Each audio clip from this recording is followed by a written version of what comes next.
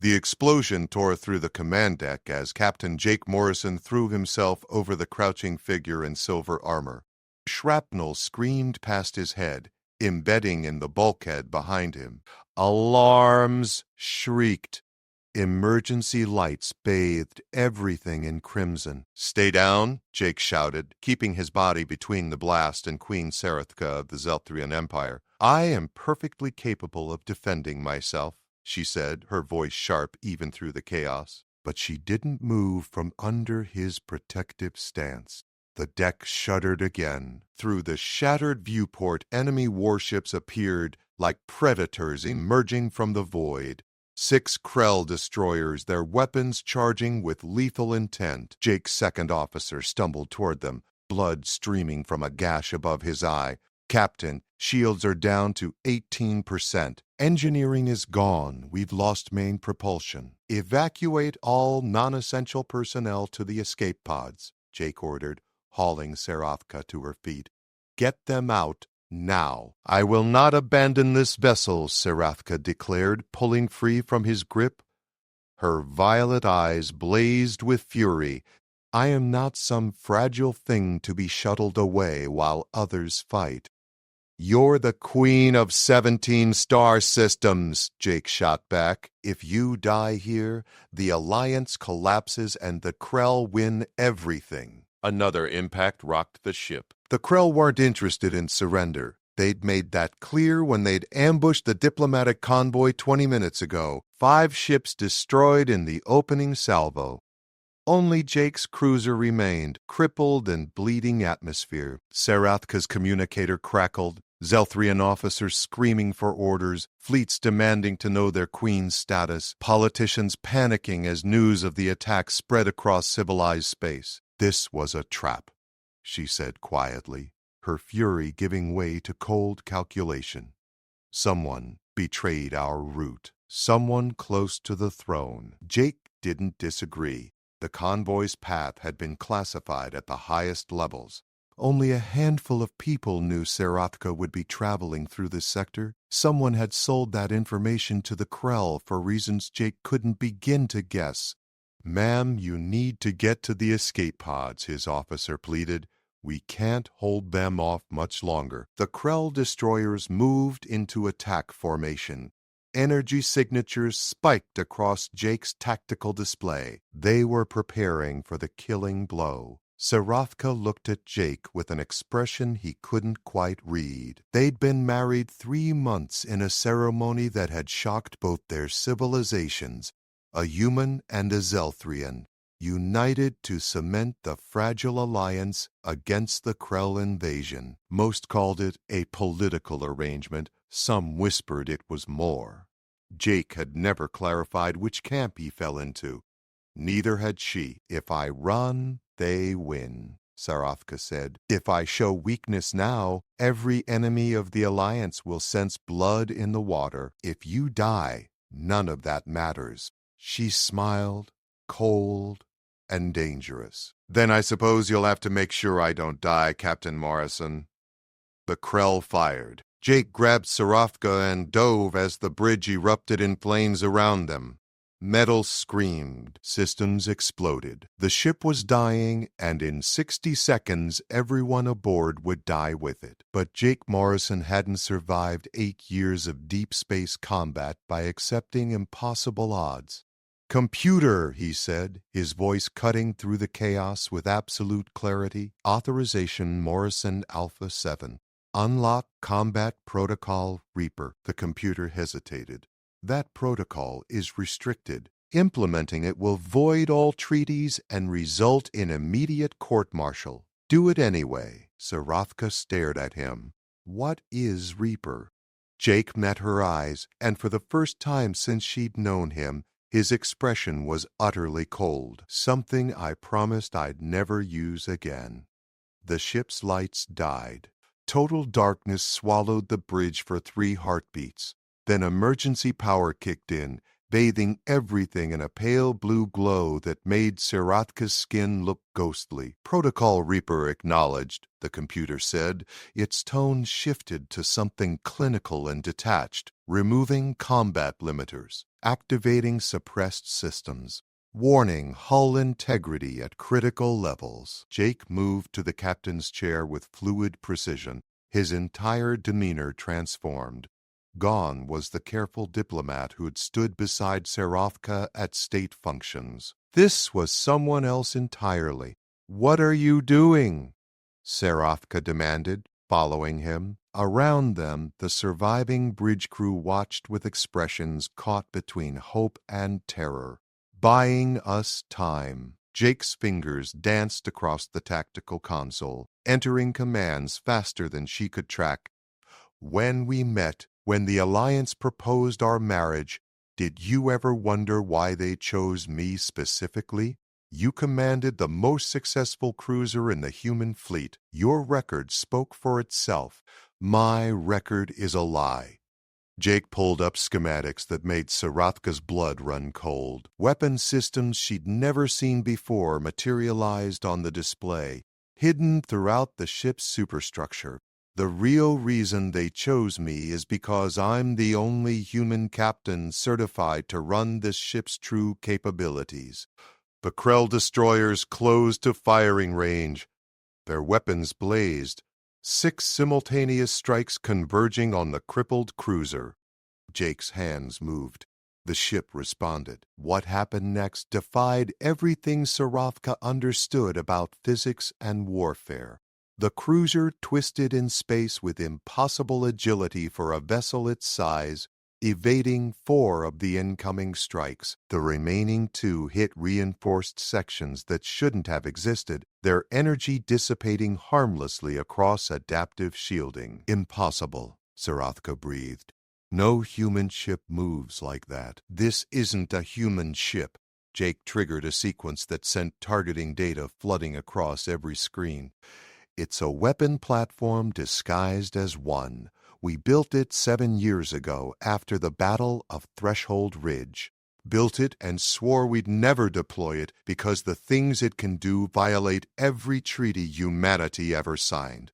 The Krell destroyers regrouped, clearly confused by their target's sudden maneuverability. Their formation spread wider, trying to bracket the cruiser from multiple angles. Jake let them commit to the approach. Then he fired. Sarathka had witnessed countless space battles during her reign. She'd commanded fleets, watched weapons capable of cracking planets unleashed against enemy positions. Nothing prepared her for what emerged from Jake's ship. Directed energy beams of impossible intensity lanced out, not from visible weapon ports, but from the hull itself.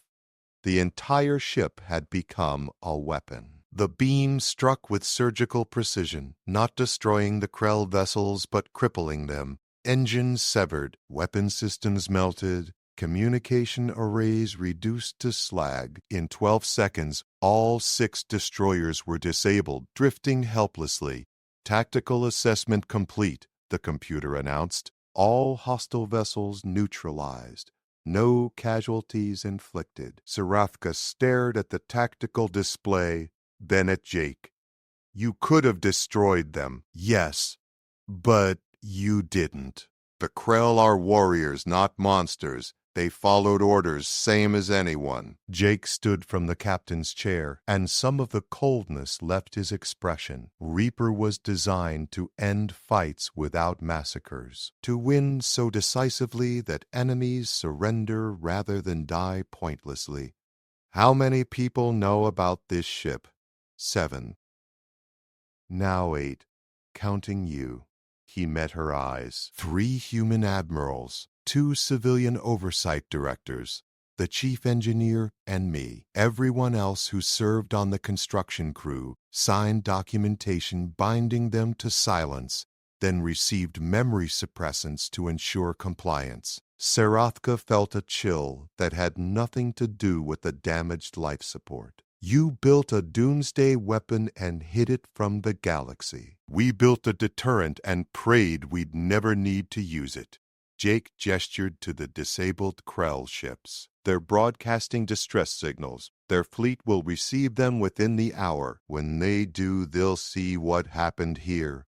6 destroyers disabled in seconds without a single Krell casualty. You want them to spread the word. I want them to understand that humanity isn't weak just because we prefer diplomacy. His jaw tightened. But I also just violated about 40 treaties, broke my oath to keep Reaper secret, and probably started a political firestorm that'll burn for decades. Why? Sarathka moved closer.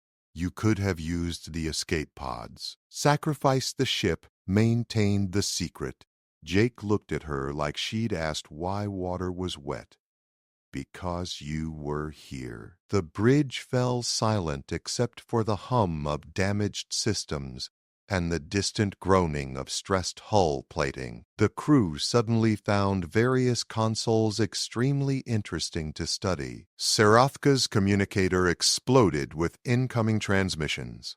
Her military commanders demanding status updates. Politicians screaming about the attack, and underneath it all, coded emergency signals from her intelligence network. She answered the most urgent one. The face that appeared was her chief spy master, a Zelthrian named Krevtok, whose scales had gone pale with stress. My queen, we've identified the traitor, the one who sold your convoy route to the Krell. Who? High Chancellor Vrensha. He's been coordinating with Krell operatives for months. The ambush was meant to kill you and collapse the alliance.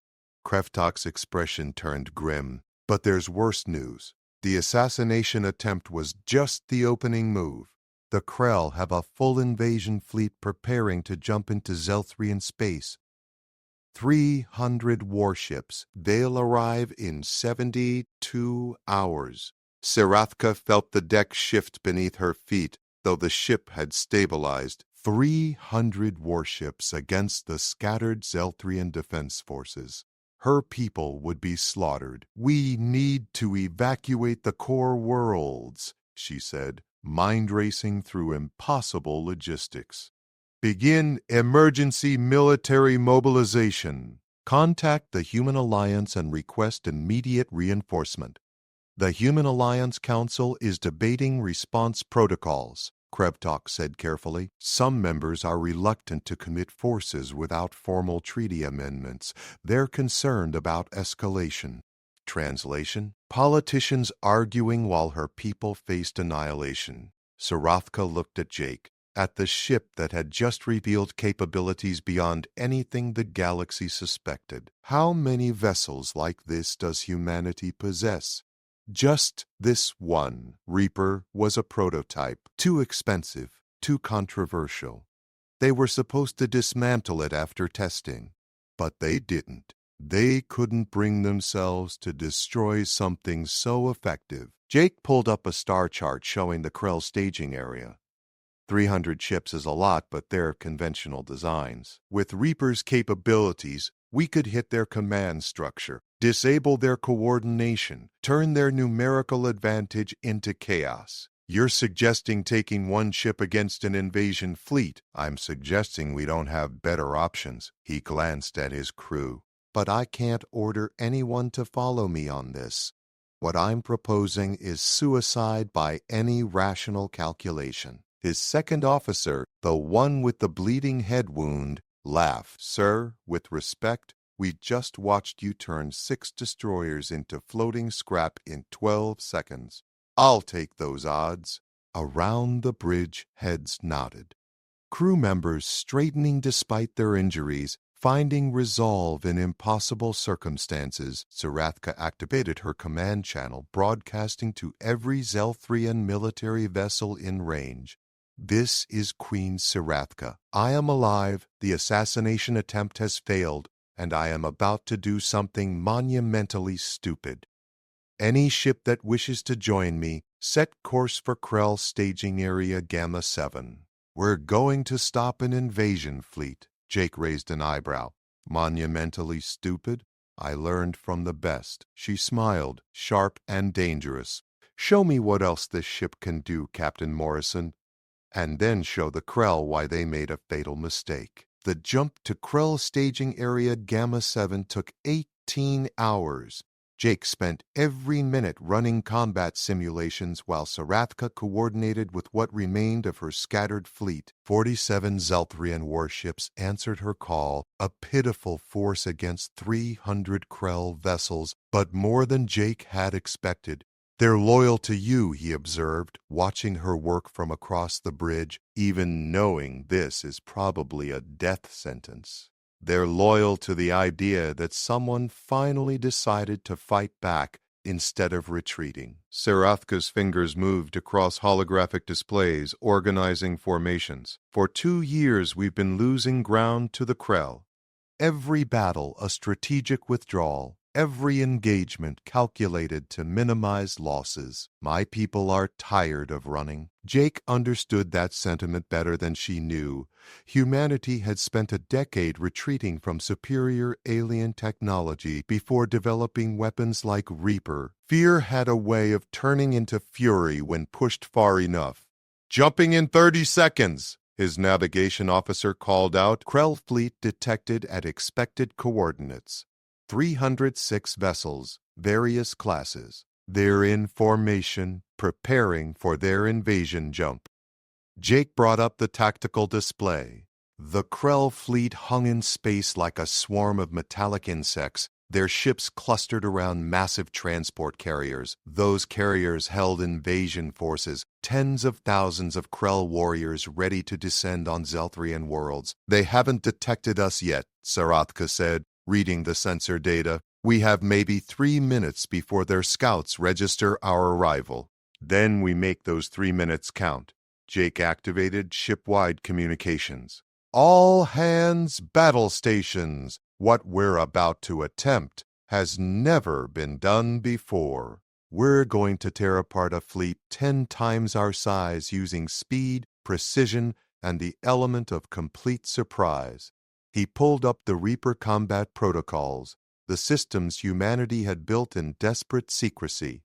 Weapon arrays hidden throughout the hull came online, each one capable of output that violated energy conservation laws through means Jake didn't fully understand. The engineering team had used recovered alien technology, reverse-engineered threshold ridge artifacts, and theoretical physics that made traditional scientists weep. The result was a ship that could hit like a battleship while moving like a fighter. "Zelthrian fleet, maintain defensive formation at Jump Point Alpha," Sarathka ordered. "Do not engage unless the Krell break toward your position. Your job is to block any retreat and protect our escape route." Protests flooded the command channel. Zelthrian captains demanding to fight, refusing to hide while their queen took the greatest risk. "That's an order," Sarathka said, her voice carrying absolute authority. "If this fails, you'll need every ship to evacuate civilians from the core worlds. Do not waste your lives on glorious futility." The protests ceased, replaced by grudging acknowledgement. Jake appreciated her pragmatism. The Zelthrian ships were outmatched in a straight fight. Using them as a last resort blocking force made tactical sense, even if it wounded their pride. "Jump complete," the navigation officer announced. "Entering Krell space in 3, 2, 1. Reality twisted. Stars stretched and snapped back into focus. The Krell fleet materialized on the view screen, vast and terrifying in its scale. Alarms shrieked immediately. Krell sensors detecting the intrusion, command ships broadcasting alerts, weapon systems powering up across the entire fleet. Jake didn't give them time to organize. Reaper protocol, maximum output, target priority, command vessels, then communication arrays, then transport engines. His hands moved across the controls. Fire at will. The ship transformed into pure violence. Energy beams erupted from every section of the hull. Dozens of weapons firing simultaneously with targeting precision no organic crew could achieve. The ship's artificial intelligence, another black-budget development, calculated trajectories faster than thought, adjusting for enemy movement before it happened. The first Krell command ship died in a flash of vaporized metal, The second lost its entire bridge section, atmosphere venting in frozen crystals. The third managed to raise shields before Jake's weapons carved through them like tissue paper. "Adjusting fire pattern," the computer announced calmly. "Optimizing for maximum disruption." The Krell fleet erupted into chaos. Ships scattered, trying to locate their attacker. But Jake was already moving, Reaper's engines pushing the cruiser through impossible maneuvers. He wove between Krell destroyers, too close for their main weapons to track, using their own vessels as shields against return fire. Zarathka watched in stunned silence as Jake systematically dismantled the invasion fleet, not destroying ships outright, but crippling them with surgical strikes. Communications went dark. Targeting systems failed. Engine cores shut down in emergency containment. "How is this possible?" she whispered. "Threshold Ridge," Jake said, his attention never leaving the tactical display. "When we found those artifacts, we discovered technology that manipulates space-time at quantum levels. Reaper's weapons don't just shoot energy. They create temporary instabilities in local physics that make conventional shielding useless." Another Krell vessel went dark, its systems overloaded. Then another. Jake moved through the fleet like a surgeon with a scalpel, each strike calculated for maximum effect with minimum casualties. 37 enemy vessels disabled, the computer reported. Enemy coordination at 62% effectiveness and falling. But the Krell weren't helpless. Their commanders adapted quickly, forming defensive clusters and coordinating fire. Energy bolts filled space around Reaper, some coming close enough to stress the shields. "Taking hits on port quarter," the engineering officer called out. "Shields holding at 70%. Jake altered course, diving under a Krell battleship and using its bulk to break line of sight. He emerged on the other side and destroyed 2 communication relay ships that had been trying to restore fleet coordination. "They're adapting to our tactics," Zarathka observed, becoming more defensive. "Good. Defensive means they're not jumping to Zelthrian space." Jake targeted a cluster of transport carriers. "Let's give them something else to worry about." He fired on the transports not to destroy them but to disable their jump engines. Thousands of Krell warriors aboard those ships, now stranded without the ability to reach their invasion targets. The Krell fleet's formation collapsed into complete disorder. Ships broke away, some trying to retreat, others attempting desperate attacks. Jake exploited every mistake, moving faster than their targeting computers could compensate. 74 vessels disabled, the computer announced. Enemy effectiveness at 38%. Then everything changed. A new ship appeared at the edge of the battlefield, massive beyond anything Jake had encountered.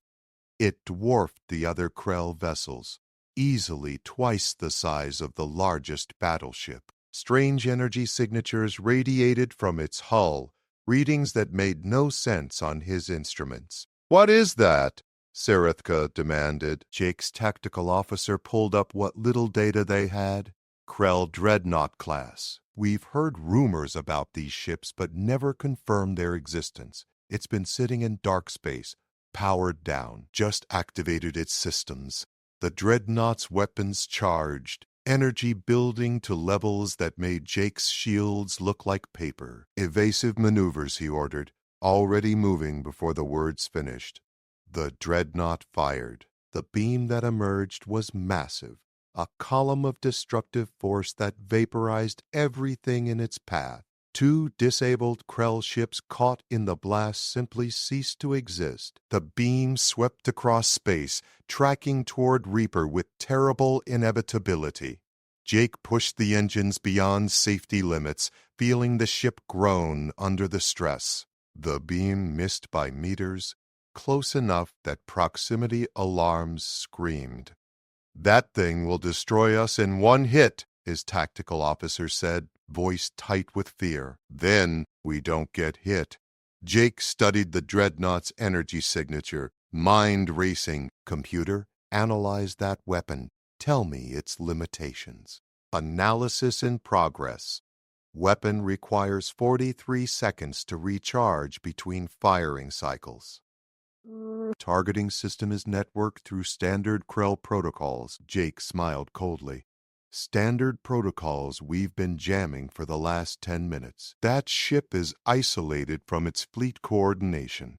It's also powerful enough to destroy us regardless, Serathka pointed out. True. Jake altered course, accelerating directly toward the dreadnought, which is why we're going to take it intact. His crew stared at him like he'd lost his mind. Even Serathka looked shocked. You want to capture a Krell dreadnought? She said slowly. The ship that just demonstrated it can vaporize us. I want to capture its bridge and use its weapons against the rest of the fleet. Jake brought up schematics based on standard Krell design philosophy. Every ship has weaknesses. We just need to find this one's before it fires again. 37 seconds until the dreadnought could shoot. Jake aimed Reaper at a specific point on the massive vessel's hull, a section where armor seemed thinnest based on heat signatures. Shields to maximum forward, all power from non-essential systems.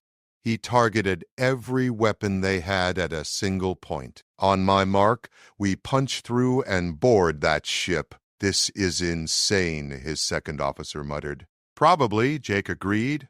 Mark. Reaper's weapons fired in perfect synchronization, dozens of beams converging on a single point.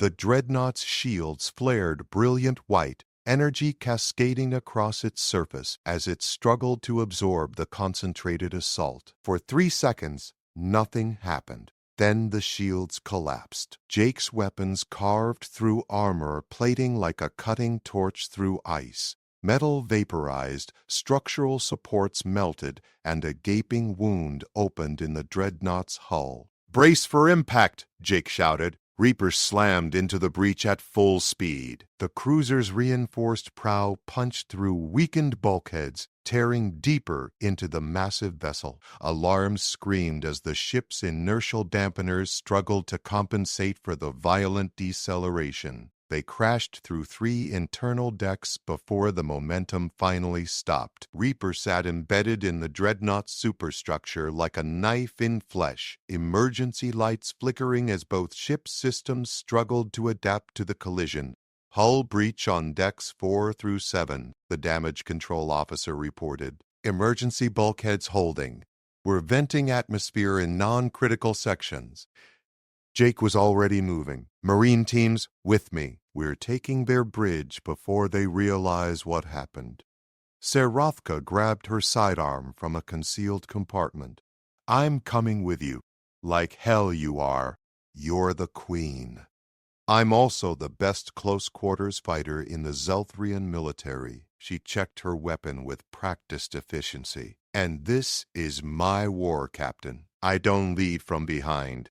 Jake wanted to argue, but the determination in her eyes made it clear he'd waste precious time. Fine, stay behind me and don't do anything heroic. I could say the same to you. They assembled in the airlock with 20 human Marines, all wearing combat armor and carrying weapons designed for boarding actions. Through the viewport, Jake saw twisted Krell corridors beyond, emergency lighting casting everything in harsh amber. Dreadnought schematics suggest the bridge is 4 decks up and 200 meters forward, the tactical officer said through their comm units, but these ships are largely uncharted.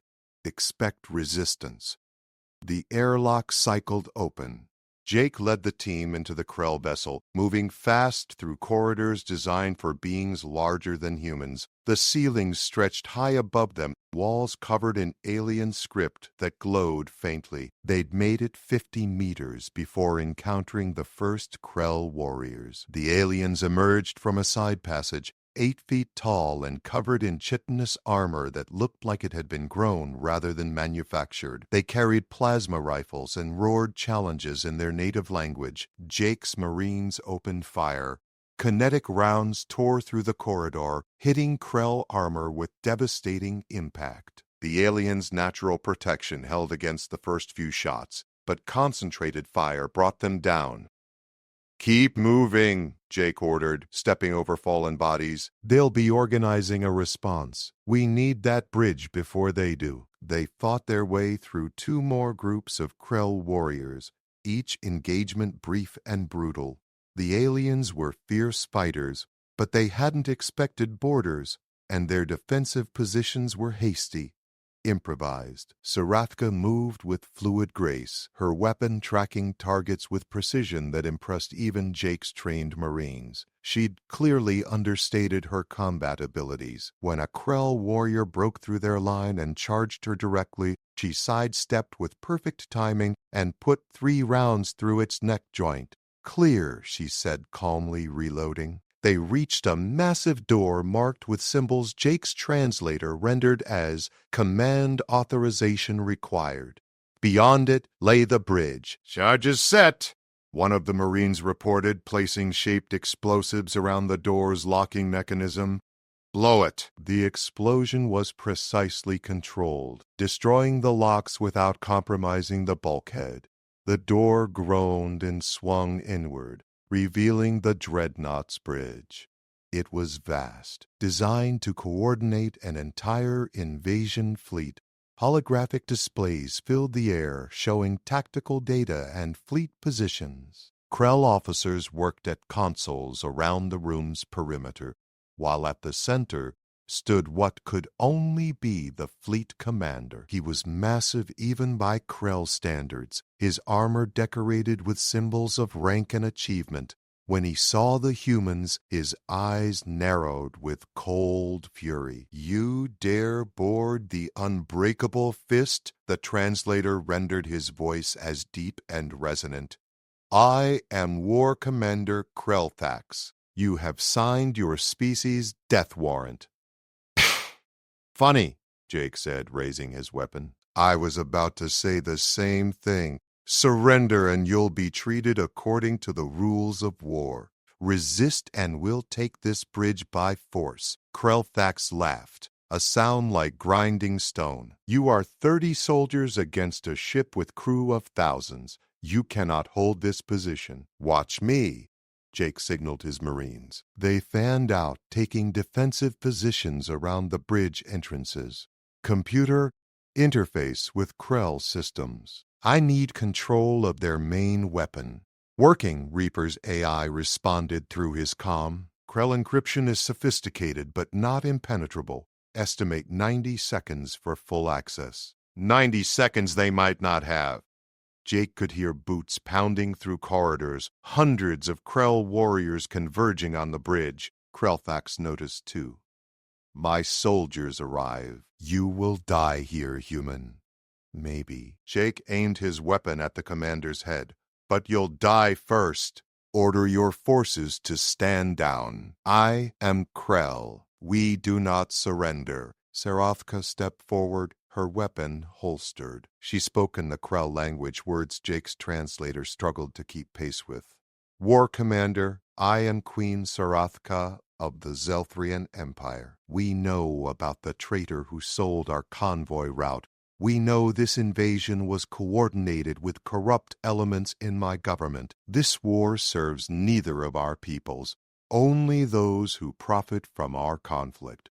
Krellthax's expression shifted slightly, surprise breaking through his fury. "You speak the warrior's tongue. I speak 7 languages, including yours. I've studied Krell culture and history. I know your people value honor above all else." She gestured to the tactical displays showing the disabled fleet. "Look at what one human ship did to your invasion force. Not through overwhelming firepower or superior numbers, but through technology you cannot counter. Is there honor in sending your warriors to die against such power? There is honor in fighting, regardless of odds. There is honor in recognizing when you've been manipulated." Sarathka pulled up data on the holographic displays, showing communications between the Krell leadership and the Zelthrian traitor Vrenshaw. Your war council was told this invasion would face minimal resistance. They were promised my fleets would be scattered and demoralized. Someone lied to you, War Commander. Someone wanted this battle to happen regardless of the cost to your people. Krelthax studied the data, his armored fingers moving across controls with surprising delicacy.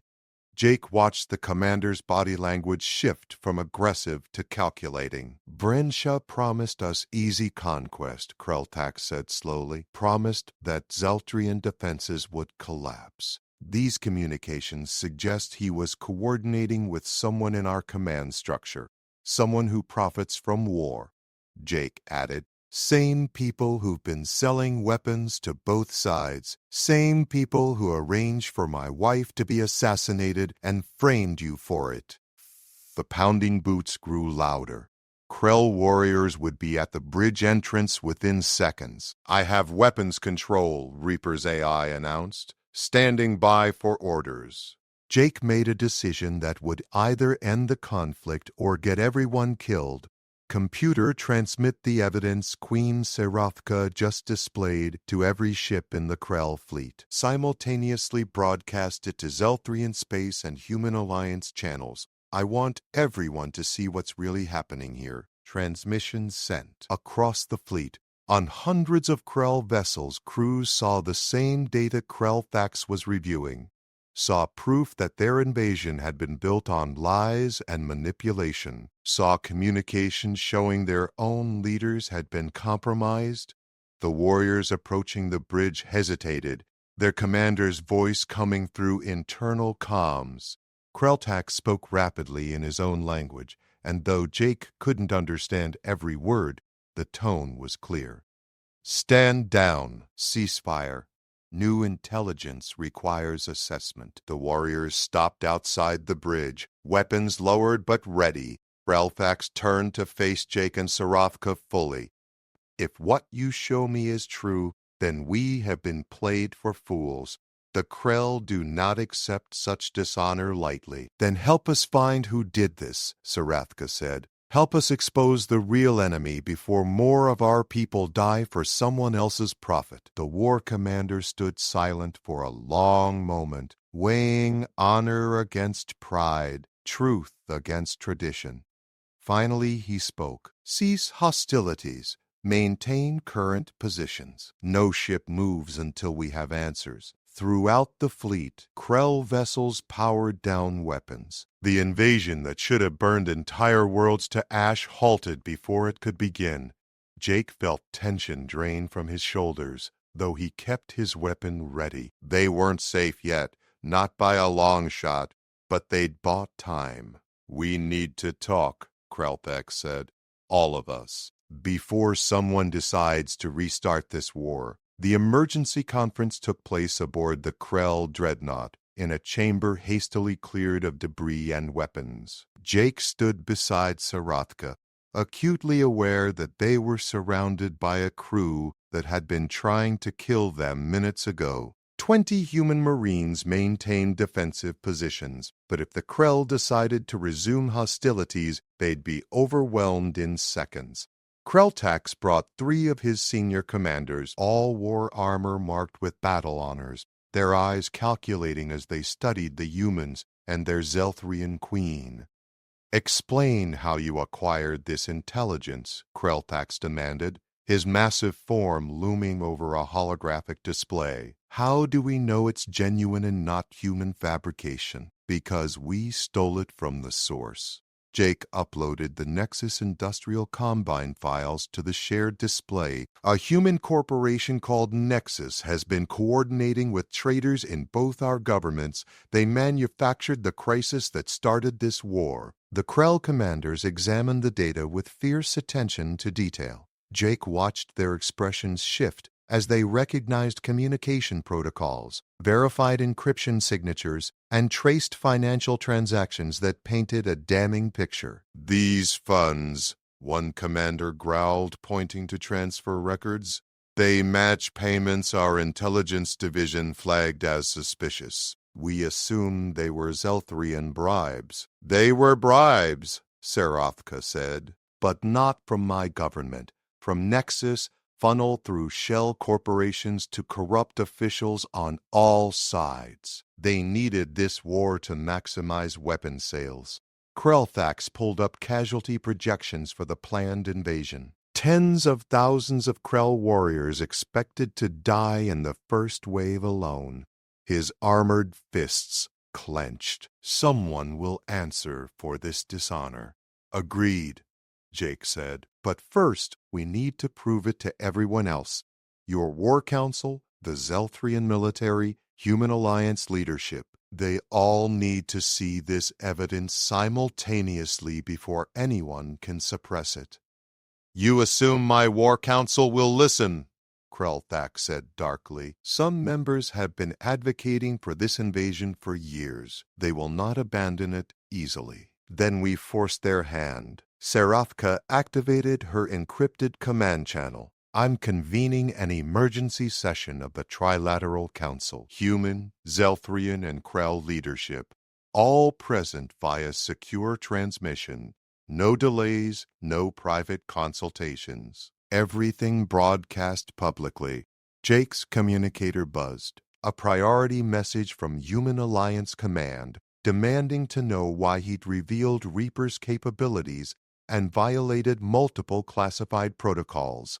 Another message from his direct superior ordering his immediate arrest. I'm officially a fugitive now, he said conversationally. My superiors are not happy about the whole revealing humanity's secret superweapon thing. Join the club. Serafka showed him her own messages. Zelthrian politicians demanding her return, some calling for her abdication, others screaming about the alliance with humans collapsing. Half my government thinks I've committed treason by working with you. At least you're still married to a wanted criminal, Jake said. That's got to count for something. Despite everything, she smiled. Your optimism is disturbing. The Trilateral Council convened within the hour. Holographic representations of human admirals, Zelthrian ministers, and Krell Warcast leaders materialized around the chamber. The tension was immediate and hostile. Admiral Patricia Gaines of the Human Alliance spoke first, her expression carved from ice. Captain Morrison, you are hereby ordered to surrender yourself and your vessel for court-martial. The unauthorized deployment of classified military assets constitutes— Admiral, respectfully, shut up and look at the data I'm sending you. Jake transmitted the Nexus files to every council member simultaneously. We've been played. All of us. This war was manufactured for profit. Silence fell as the council members reviewed the evidence. Jake watched reactions ripple through the assembly. Shock, fury, disbelief, and gradually cold understanding. This implicates officials in my own government, Gaines said quietly, her anger now directed elsewhere, including members of the Military Oversight Committee. And mine, admitted Zelthrian Minister Vothkar, his face pale. Communications from my office to Nexus representatives. I didn't authorize these messages. Someone using your credentials, Serafka said. Nexus embedded themselves deep in all our bureaucracies. They've been positioning pieces for years, waiting for the right moment to trigger conflict. A Krell war leader named Krafnak slammed his fist on a virtual table. Our intelligence chief is mentioned repeatedly in these files. He recommended this invasion personally, assured us of easy victory. Where is he now? Krelthax asked. Unavailable. His staff claims he's conducting a security review at our forward operating base. Krafnak's eyes narrowed. The same base that houses our strategic weapons stockpile. Jake's blood went cold. Computer. Cross-reference Nexus's operational timeline with current Krell military positions. Data flooded his display. His tactical AI highlighted a pattern that made his stomach drop. They're not done, he said. The assassination and invasion were just phase 1. Nexus is positioning for something bigger. He pulled up intercepts showing encrypted communications between Nexus executives and unknown recipients. The messages were coded, but the timestamps correlated with significant military movements. Someone's planning to escalate beyond conventional warfare, Sarathka said, reading the data. These references to orbital contingencies and population reduction scenarios, strategic weapons, Krelthax finished grimly. Nexus intends to trigger their use. Once planet-killer weapons deploy, the war becomes total. No negotiation, no peace, just mutual extinction. Admiral Gaines's face had gone ashen. We have protocols preventing unauthorized launch of such weapons, multiple redundancies, verification requirements, which Nexus has been systematically compromising. Jake highlighted security breaches across all 3 militaries. They've spent years embedding access codes, corrupting verification systems, positioning sympathetic personnel in critical roles. All they need is the right crisis to provide cover. The crisis we're currently in, Sarathka said. A Krell invasion fleet poised to strike Zelthrian worlds. Human forces mobilizing in response. The perfect chaos to hide weapons launches and blame them on escalation. Minister Vothkar looked ill. If even one planet killer deploys, the retaliation will be automatic. Our defense protocols require immediate response to strategic threats, leading to counter-retaliation, then counter-retaliation. Jake pulled up casualty projections that made everyone in the chamber go silent. Billions dead within days. Entire star systems rendered uninhabitable. And Nexus profits from rebuilding what's left. This is monstrous, Admiral Gaines said. This is business. Krelthak's voice carried bitter fury. War profiteering elevated to genocidal art. We need to secure all strategic weapons immediately, Sarathka said, simultaneously across all 3 powers. Remove any Nexus-compromised personnel from launch authority chains. That will take days, Krathnak protested. Days we may not have. Then we make time. Jake activated Reaper's tactical systems. I can deploy to critical facilities, provide security oversight using ship-based scanning. Reaper's sensors can detect unauthorized system access and encrypted communications. We identify compromised personnel and neutralize them before they can act. You're talking about invading our own military bases, Gaines said. I'm talking about preventing the extinction of 3 civilizations. Jake met her eyes through the holographic display. Admiral, I've already violated every protocol that matters. Adding a few more charges to my court-martial won't change much. Sarathka stepped forward. I'm authorizing Captain Morrison to act under joint Zelthrian human emergency powers. Any facility that refuses cooperation will be considered compromised. The Krell concur, Krelthak said. Our strategic weapons must be secured. War Commander Krathnak, assemble fast response teams. Coordinate with Morrison's vessel. The Council devolved into rapid planning. Facility locations, personnel rosters, security protocols. Jake's mind raced through logistics, calculating response times and deployment patterns. His tactical officer's voice cut through the discussion. Captain, we're detecting anomalous energy signatures from the Krell forward operating base, the one housing their weapons stockpile. Define anomalous, Jake said, though he already knew the answer. Launch sequence initialization. Someone's trying to activate the strategic missiles. Every hologram in the chamber turned toward the tactical display. They watched in horror as distant systems began their deadly countdown. How long? Krelthax demanded. 18 minutes to launch. Once those missiles fire, automated systems detect the launch and trigger retaliatory protocols across Zelthrian and human territories. Jake was already running for Reaper's airlock. Get us disconnected from this dreadnought. Emergency separation, maximum speed. Sarathka ran beside him, their Marines following. You can't reach that base in 18 minutes. No, Jake agreed, diving through the airlock as Reaper's engines screamed to life. But I can get close enough to stop those missiles before they clear atmosphere. Reaper tore away from the dreadnought with enough force to stress the hull plating. Jake pushed the engines past every safety limit, feeling the ship groan in protest. Behind him, Sarathka strapped into the co-pilot's seat without being asked. 12 minutes to launch, the tactical officer announced. Distance to target, 4.7 million kilometers. Impossible odds.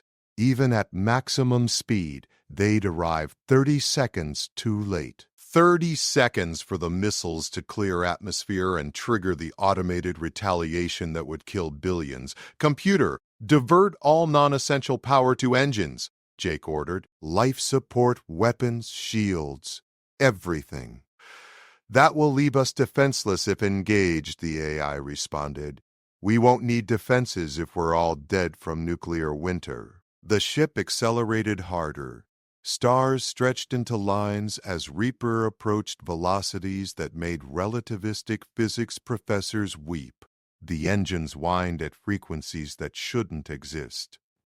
10 minutes, Sarathka said quietly. She'd pulled up the launch facility schematics. The missiles are in underground silos, heavily shielded. Even Reaper's weapons can't penetrate before launch. Then we go in after them. Jake studied the base layout, mind racing through impossible calculations. The silos connect to a central command bunker. If we can breach the bunker and access their control systems, the base is staffed by 2,000 Krell warriors. We have 20 Marines. I know. Jake activated ship-wide communications. All hands, what we're about to attempt violates physics, common sense, and probably several laws of war. We're going to crash dive into a fortified military installation, breach their command bunker, and manually abort a missile launch while surrounded by hostile forces. Anyone who wants to object, now's your chance. Silence answered him. Then his second officer's voice came through, dry as dust. Sir, we're already wanted for about 40 different crimes. What's one more? Jake smiled despite everything. That's the spirit. Brace for atmospheric entry in 7 minutes. The Krell Forward Operating Base materialized on long-range sensors, a sprawling complex of bunkers and weapon emplacements built into a barren moon surface. Defense satellites detected Reaper's approach, and alarms shrieked across military channels. They're launching interceptors, the tactical officer reported. 12 fighters armed with anti-ship missiles. Ignore them. We're not stopping. The interceptors closed rapidly, their weapons locking on. Jake waited until the last possible second, then fired Reaper's remaining maneuvering thrusters in a pattern that sent the ship into a spinning barrel roll. Missiles streaked past, proximity fuses confused by the erratic movement. 5 minutes to launch, Sarathka said. 4 minutes until we reach the base. Jake brought up the launch facility's defensive shields, military-grade protection designed to withstand orbital bombardment. Reaper would shatter against those shields like glass against steel, unless he used the one advantage they still had. Computer, activate quantum destabilization protocols. Target the facility's shield generator coordinates. That protocol is experimental and potentially catastrophic, the AI warned. So is letting those missiles launch. Do it. Reaper's remaining weapons fired, but not conventional energy beams.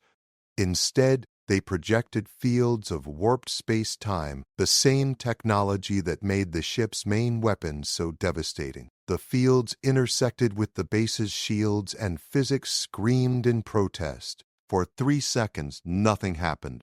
Then the shields collapsed in a cascade failure, generators overloading as quantum instabilities propagated through their power grid. Shields down, the tactical officer confirmed. Course locked for the command bunker. Impact in 90 seconds. Jake pulled up internal scanners showing the bunker's layout. Deep underground, surrounded by layers of reinforced armor and rock, the missile control room sat at its heart, a vault within a vault. "We're not going to survive this landing," Sarathka said calmly. "Probably not." Jake reached over and took her hand. "For what it's worth, marrying you was the best decision I ever made." She squeezed his fingers. "Even though I lied about being a queen? Especially because of that." He smiled. "Made things interesting." Reaper hit atmosphere at velocities that turned air into plasma. The hull temperature spiked to levels that made damage alarms give up and just scream continuously. Through the view screen, Jake saw the base rushing up to meet them, growing from a distant cluster of structures into a vast complex filling his entire field of view. 30 seconds to impact. 29. 28. Jake angled the ship's trajectory, aiming for the command bunker's precise coordinates. One shot at this, one chance to stop the apocalypse. "Brace!" he shouted. Reaper struck the base like a meteorite. The reinforced prow punched through armor plating, then rock, then more armor. The ship carved a crater of destruction, momentum carrying it deeper into the moon's surface. Bulkheads crumpled, systems exploded. Emergency fields struggled to contain the catastrophic deceleration. They crashed through the bunker's outer wall doing 200 meters per second, then 100, then 50, then 0. Jake's consciousness flickered. Pain registered from a dozen directions. Beside him, Sarathka groaned, blood streaming from a gash on her forehead. Behind them, Marines were dragging themselves upright, checking weapons with trained efficiency despite obvious injuries. "Launch status," Jake rasped. 90 seconds to missile ignition, the computer responded, somehow still functional. "Command bunker breached. You are inside the facility." Jake unstrapped and stumbled toward the airlock. His left arm hung useless, probably broken. Didn't matter. He could still walk and shoot. The airlock opened onto chaos. Krell warriors rushing toward them, weapons raised. Emergency lights bathing everything in crimson. Alarms shrieking about unauthorized breach and imminent launch. Jake's Marines opened fire without hesitation. The corridor became a kill zone. Human kinetic rounds meeting Krell plasma bolts in a storm of violence. Warriors fell on both sides. "Missile control is through that door," Sarathka shouted, pointing to a massive vault entrance 50 meters away. She fired her sidearm with precision, dropping a Krell warrior who'd flanked their position. 60 seconds to launch. They fought forward, step by bloody step. More Krell appeared, an endless tide of warriors defending their installation. Jake's Marines formed a moving wall of suppressing fire, advancing through discipline and desperation. A plasma bolt caught Jake's shoulder, spinning him around. He hit the wall hard but kept moving, weapon in his good hand. 30 meters to the vault. 20. 45 seconds to launch. A Krell officer emerged from a side passage, larger than the others, armor marked with command insignia. He raised a weapon toward Sarathka's exposed back. Jake threw himself forward, intercepting the shot with his own body. Agony exploded through his chest as plasma burned through armor and flesh. He hit the ground, vision dimming. Sarathka spun and put 3 rounds through the officer's helmet. Then she was kneeling beside Jake, her hands desperately trying to seal the wound. "No, no, no," she whispered. "Don't you dare die on me." "Missile control," Jake gasped. Blood filled his mouth. 30 seconds. Go. "I'm not leaving you. You're the queen. Save your people." He grabbed her arm with fading strength. "Please." Tears streamed down her face, but she nodded. She kissed him once, fierce and desperate, then ran for the vault. Jake's vision tunneled. He could hear his Marines fighting. their numbers dwindling. Could hear Sarathka at the vault door trying to override the locks. 20 seconds to launch. She got through, disappeared into the control room. Jake hoped she could figure out the abort codes in time, hoped his death would mean something. Then Kreltax's voice boomed through the facility's communication system, speaking in his own language. The warriors around Jake hesitated, confusion breaking through their combat discipline. Through failing consciousness, Jake heard the translation. Stand down. This base has been compromised by traitors. Anyone who prevents the abort sequence will face execution. The Krell warriors lowered their weapons. Some looked relieved, others confused, all of them uncertain. 10 seconds to launch. Sarathka's voice came through comms, tight with concentration. I've accessed the control panel, but the abort codes have been changed. I need the override sequence. Krelthax responded immediately, rattling off a string of numbers and commands. Sarathka repeated them, her fingers flying across alien controls. 5 seconds. 3. The alarms changed pitch. Red lights shifted to amber. Launch sequence aborted, the facility computer announced. Missile safed, returning to standby status. Jake felt himself smile. They'd done it. Stopped the apocalypse with seconds to spare. His vision faded completely. Sound became distant. He felt hands on him, pressure on his wound, voices shouting for medical assistance. Then nothing. Jake woke in a medical bay, his chest wrapped in regenerative bandages that hummed with healing energy. Sarathka sat beside his bed, her hand holding his. Her eyes were red from crying, but she smiled when she saw him conscious. 3 weeks, she said softly. You've been unconscious for 3 weeks. Did we win? His voice came out as a croak. We exposed Nexus, prevented the missile launches, and stopped a war. She squeezed his hand gently.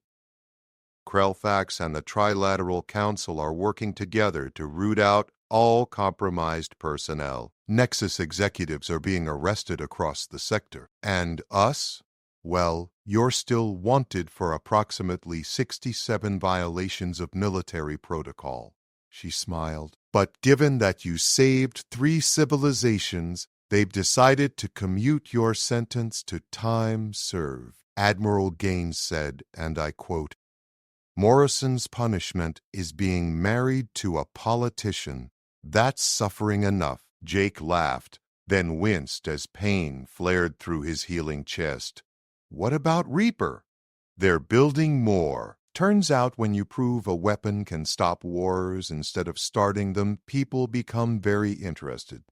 Sarathka's expression turned serious. Jake, you showed the galaxy that humanity doesn't just fight with superior technology, you fight with impossible courage and ridiculous optimism. You made everyone reconsider what humans are capable of. I just did what needed doing.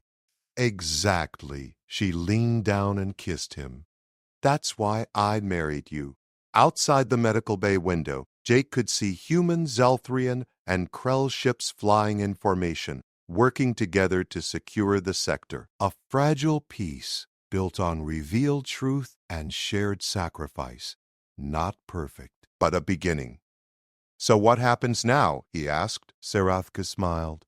Now you recover. Then we go home and figure out how to rule a galactic alliance without starting another war. Sounds boring. With you? She laughed.